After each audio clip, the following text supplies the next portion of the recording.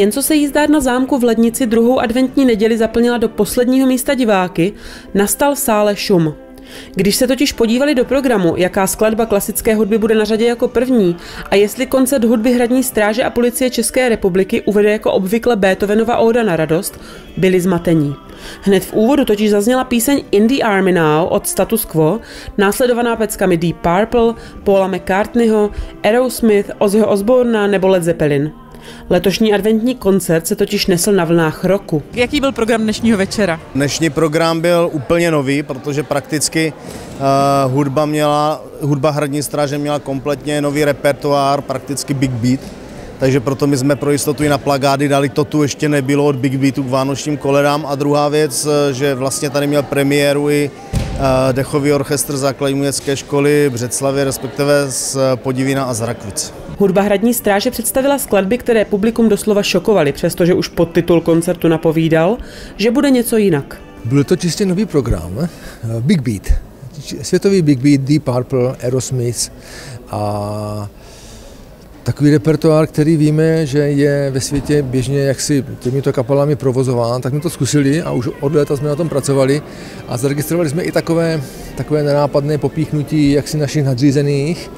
Ne, že by nám konkrétně říkali, co máme hrát, jo, ale takové, že mám taky někdy zabavit něčím, co si rádi poslechnou. Čili jsme nešli úplně do popíku, do nějaké jaksi disco nebo vůbec, ale rockové balady a taková trošku light metalová sazba, která samozřejmě stojí na našich schopných muzikantech v rytmické skupině, baskytara, kytara, klávesy a bicí souprava.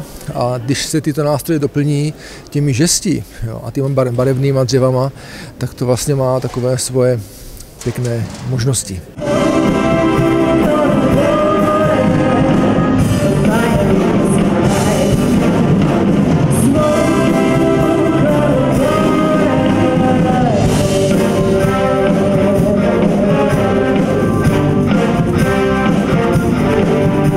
Novinou bylo také vystoupení dechové hudby žáků základní umělecké školy Břeclav, pobočky Podivín a Rakvice.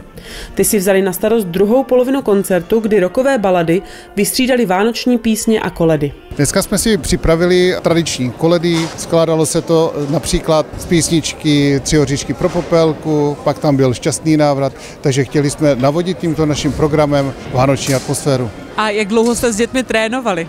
Jak dlouho? Dlouho. Protože děti nejsou tak jako profesionálové a ta příprava je trochu delší, co se týká zkoušení psaní not přímo, jak se říká, na tělo. A takže zhruba od září.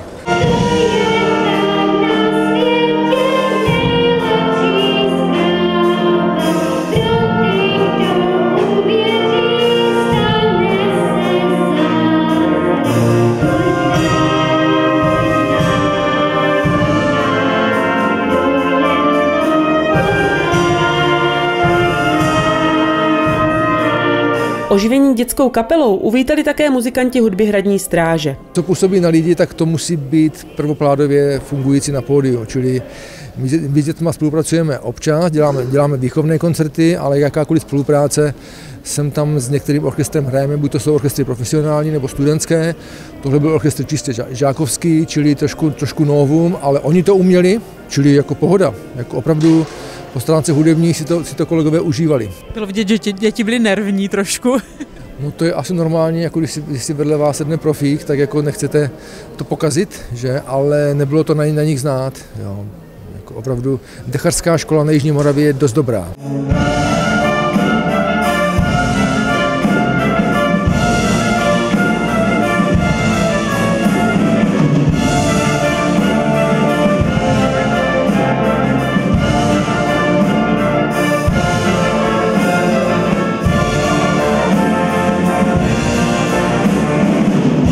Letošní vánoční koncert hudby Hradní stráže a Policie České republiky v jízdárně Lednického zámku byl v pořadí už třetí. Najít vhodný termín u tak významného a vytíženého hudebního tělesa není jen tak.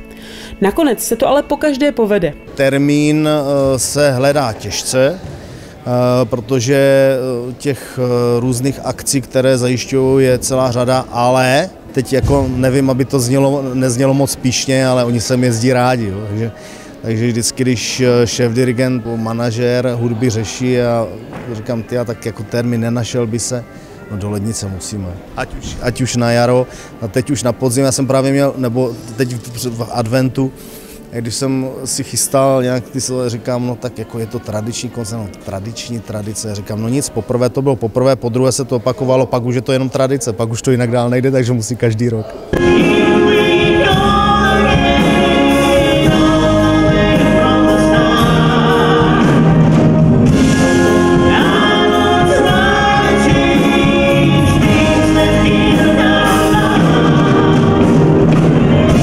Nadšený z koncertu byl také starosta Lednice Stanislav Straškrába, který ocenil jak nováčka koncertu děti ze základní umělecké školy Břeclav, tak i z Brusu nový program. Jak se vám líbilo to spojení dvou orchestrů tak rozdílných? No, spojení bylo úžasné, mě spíš hodně překvapila ta změna toho repertoáru. Člověk opravdu čekal a počítal po těch dvou prvních ročnících vánočních koncertů takovou tu spíš klasičtější repertoár a tohle to mělo šťávu, drive, bylo to něco úplně jiného a možná o to hodně atraktivního. Potom tady ty žáci břeclavské školy, tak to má samo o sobě kouzlo, holky šikovný, zpěvačky do toho a pak, když se to dá všechno dohromady, tak to byl zážitek úplně pro všechny. A cože by přál nejen lednickým starosta obce Stanislav Straškrába pro adventní dobu a následující rok? Určitě klid, pohodu, pevné zdraví, aby je nepotkaly žádné nějaké nepříjemné, nenadále okolnosti nebo příhody a do roku příštího, aby byl klidnější, mírovější, bezpečnější a přívětivější.